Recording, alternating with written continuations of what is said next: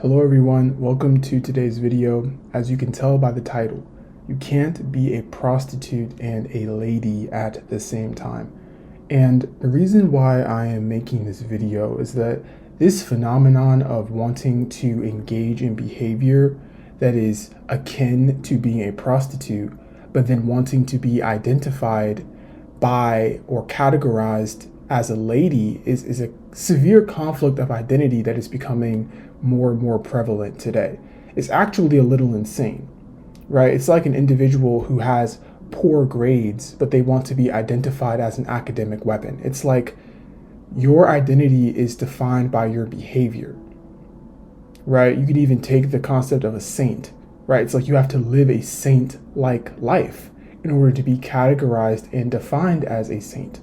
And so the issue with today's society is that you have women who are living the lifestyle of a prostitute. And unfortunately, because of the nuances of today's age, many women do not know definitively what a prostitute is and the behavior that defines a prostitute. But nonetheless, they are actually living and embodying the lifestyle of a prostitute, but oftentimes they don't know that. And so in their mind, they're either engaging in ladylike behavior or they're engaging in normal behavior, when in reality, they're actually engaging in prostitute-like behavior. And so without further ado, let's begin the presentation. So I want to start this message off with a core premise of the duck test for character. Okay, and I like to call this the logic of observation.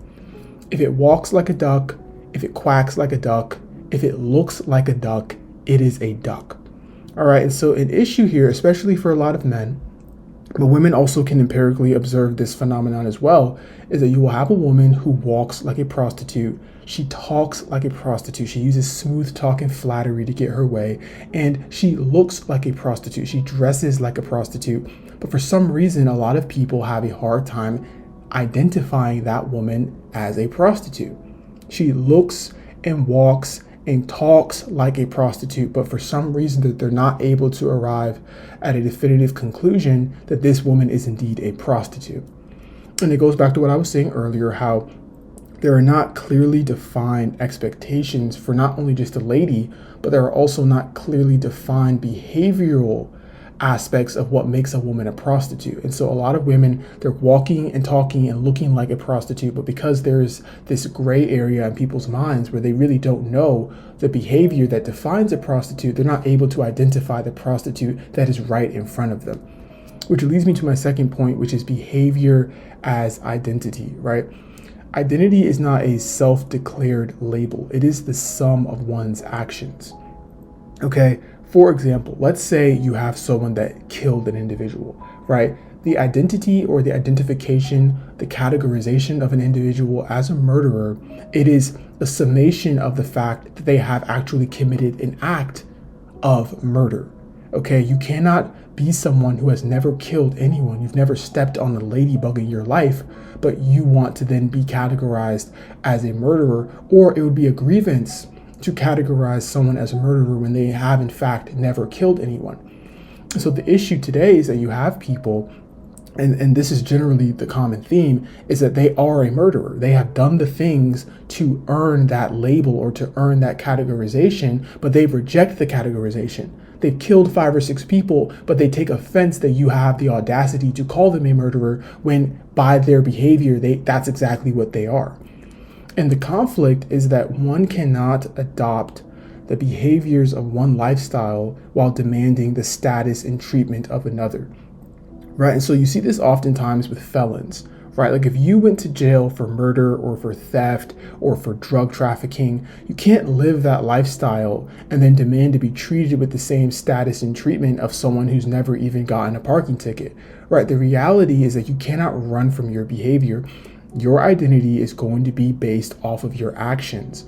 Okay, and so the issue here, and this is why I'm going to actually later define some of the attributes of a prostitute and some of the attributes of a lady, so that there's not a gray area in our understanding of this behavior, is because there are women who, whether or not they are aware, have adopted the behavior of a prostitute. they are walking and talking and looking like a prostitute, but they don't fully understand that. And some of them, to be fair, actually are aware, but nonetheless, they think that they can cheat life and they think that they can live one lifestyle and then demand the status and treatment of another. And that's why I do want to reiterate that. Again, there are some women who realize they're a prostitute. They realize that they're sleeping around. They realize that they're being, very promiscuous.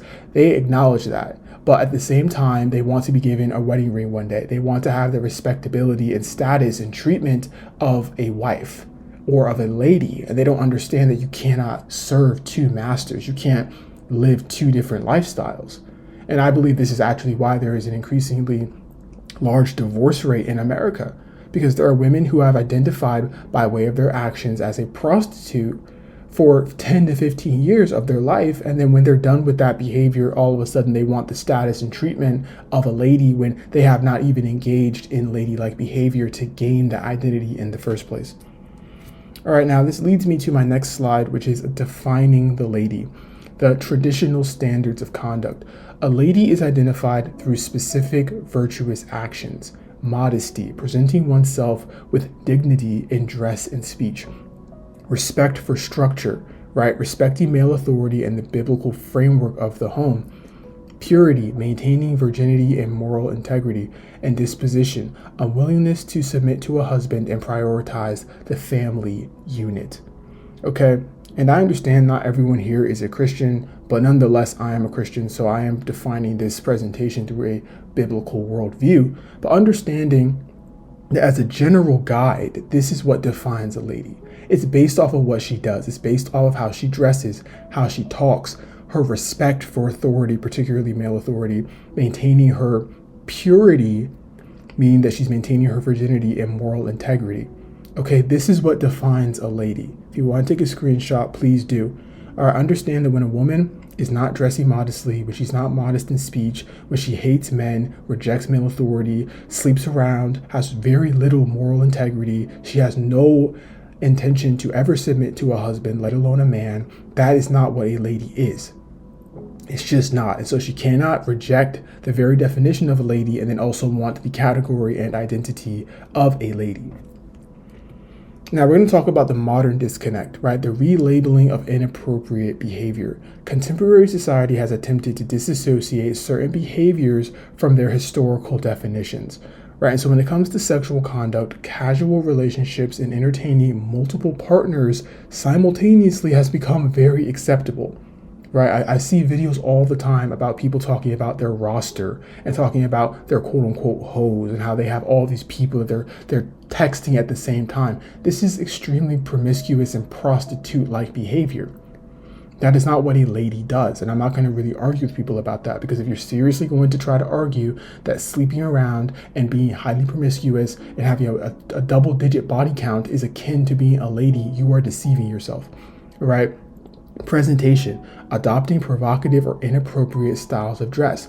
You have women that are literally dressing like a prostitute, and it's not just something that you see on Halloween. They're doing this whenever they go out. They're revealing a lot of skin. They're wearing very revealing and tight clothing, and they don't understand that that is exactly what prostitutes do. That's not what a lady does. And then we have domestic shifts, prioritizing career over family and rejecting the desire for children and refusing traditional submission. Understand that a prostitute at their core is serving themselves.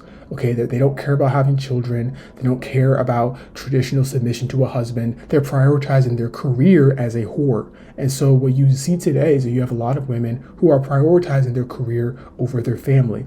They have no desire to have children. They have no desire to submit to their husband, because by their actions, they are actually more closely related to a prostitute than a lady.